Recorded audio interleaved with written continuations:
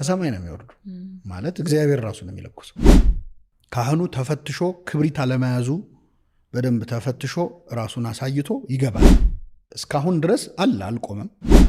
በእጄ ያዝኩት ቅዱስ እሳት በመባል የሚጠራውን እሳት ነው። 1600 ዓመታት ከዛም በላይ ለሆኑ ዓመታት በጌታ መቃብር ላይ ብርሃን ይታያል። በዓመት አንድ ጊዜ ከሰማይ የሚወርደውን እሳት በተአምራዊ መንገድ የሚለኮሰውን እሳት አምላካችን ኢየሱስ ክርስቶስ ለዚህ ስፍራ ይሰጣል። ለኛ ለኢትዮጵያውያን ደግሞ የተለየ ታሪክ አለው።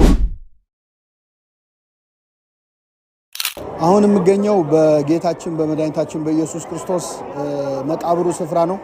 እንኳን ለብርሃነ ትንሣኤው አደረሳችሁ። በእጄ ያዝኩት ቅዱስ እሳት በመባል የሚጠራውን እሳት ነው። እንደሚታወቀው ላለፉት 1600 ዓመታት ከዛም በላይ ለሆኑ ዓመታት በጌታ መቃብር ላይ ብርሃን ይታያል። በዚህ ቦታ ላይ የሚለኮሰውን እያንዳንዱ ሰው የያዘውን እሳት የሚለኮሰው ሰው አይደለም። በዛሬ ጠዋት የቀዳም ስዑር ጠዋት ላይ የጌታ መቃብር ውስጥ የሚበራውን እሳት ሊቀ ጳጳሱ ገብተው ወይም ፓትርያርኩ ገብተው ያጠፉታል። ከጠፋ በኋላ ጸሎት ይደረግና በዓመት አንድ ጊዜ ከሰማይ የሚወርደውን እሳት በተአምራዊ መንገድ የሚለኮሰውን እሳት አምላካችን ኢየሱስ ክርስቶስ ለዚህ ስፍራ ይሰጣል።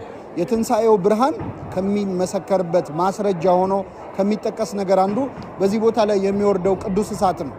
እሳቱ በወረደበት ቅጽበት ላይ በቦታው ለሚገኙ ሰዎች ከምናየው እሳት የተለየ ተአምር ይታያል። ወደ አረንጓዴ አይነት ቀለም ያለው እሳት ይወርዳል። በሰዎች ፊት ላይ ይሄዳል። ብርሃን አለው ግን አያቃጥልም። እና በዚህ ቦታ ላይ የጌታ የትንሣኤው ብርሃን በዓመት አንድ ጊዜ በዛሬው ዕለት ተገልጿል። ዛሬም ጠዋት እንግዲህ የምትመለከቱት እሳት ወርዷል ማለት ነው። በጣም የሚገርመው አሁን በእጄ ያዝኩት 33 መብራቶች ነው። እነዚህ 33 መብራቶች የሚያመለክቱት ጌታችን በምድር ላይ ለ33 ዓመት መቆየቱን ነው። በሚያስደንቅ ሁኔታ ይህ ብርሃን ለ33 ደቂቃ ያህል ወርዶ በሰዎች ፊት ላይ ይሄዳል፣ ይነካቸዋል፣ ነገር ግን አያቃጥልም። ከ33 ደቂቃ በኋላ ግን በምትመለከቱት መልኩ ወደ ምናውቀው አይነት እሳትነት ይቀየራል ማለት ነው። እና ይህ እጄ ላይ የምታዩት እሳት የትንሣኤው ብርሃን ነው። አምላካችን የትንሣኤውን ብርሃን ለሁላችን ያብራልን። በነገራችን ላይ አንድ ነገር ልጨምርላችሁ። ለኛ ለኢትዮጵያውያን ደግሞ የተለየ ታሪክ አለው ይህ እሳት።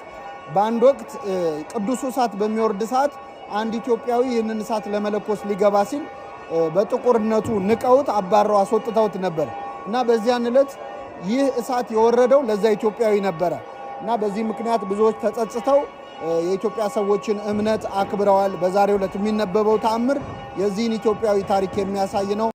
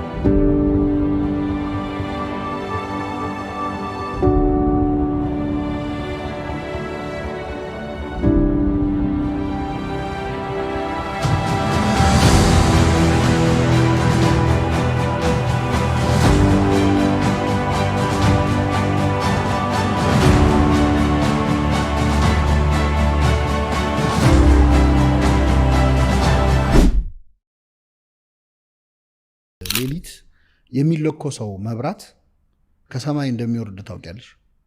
ሰምተሻል? አልሰማሽ? ከሰማይ ነው የሚወርዱ ማለት እግዚአብሔር ራሱ ነው የሚለኮሰው። ላለፉት 2000 ዓመታት ቃሉን ጠብቆ ሌሊት ላይ ካህኑ ተፈትሾ ክብሪት አለመያዙ በደንብ ተፈትሾ ራሱን አሳይቶ ይገባል መቃብር ውስጥ ወደ ጌታ መቃብር ሻማ ይዞ ማለት ነው። እና ሻማ ይዞ ገብቶ ሲወጣ ተለኩሶ ነው የሚወጣው። እሳት ይወርዳል። እስካሁን ድረስ አልቆመም። የትንሣኤ እሳት የሚለኮሰው እሱ ነው። እና የሚገርምሽ ብዙ አገራት እንደውም ለምሳሌ የሩሲያዎች ራሻዎች ጀት አዘጋጅተው ይጠብቃሉ፣ ኢየሩሳሌም ይጠብቃሉ ጀት አዘጋጅተው። ከዛ የትንሣኤው እሳት ሲለኮስ ይሰጣቸውና እሱን ይዘው ሄደው ነው ሌሊት ላይ እዛ ትንሣኤ የሚያከብሩበት ማለት ነው። እና ይህንን የኢትዮጵያ ቤተክርስቲያንም ታምረ ማርያም ይነበባል የትንሣኤ ዕለት ሌሊት። እና በዛን ቀን አንድ ታሪክ ተጽፏል። አንድ ኢትዮጵያዊ ማክበር ፈለገ። ይህንን የጌታ የሚለኩሰውን እሳት ልሳተፍ ብሎ ሊገባ ሲል አንተ ጥቁርና አትገባም ብለው አባረሩት። ከዛ አስወጥተውት እሱ ውጪ እያዘነ እያለቀሰ ጧፉን ይዞ ውጭ ቆሞ እያለ እሳቱ እሱ ጋር ወረደ እና ውስጥ አልበራም ማለት ለሱ ነው የወረደለት። እና ከዛ በኋላ ከሱ ተለኩሷል። በዛ እግዚአብሔር ምን ያህል ክብር እንደሰጠው አይተው ተጸጸቱ የሚለውም ያን ቀን ይነበባል። ይሄም ታሪክ እዛም አለ። በነገራችን ላይ ኢትዮጵያ የነበረበት ቦታ ሁሉ ይጎበኛል። I cannot see anything by the way.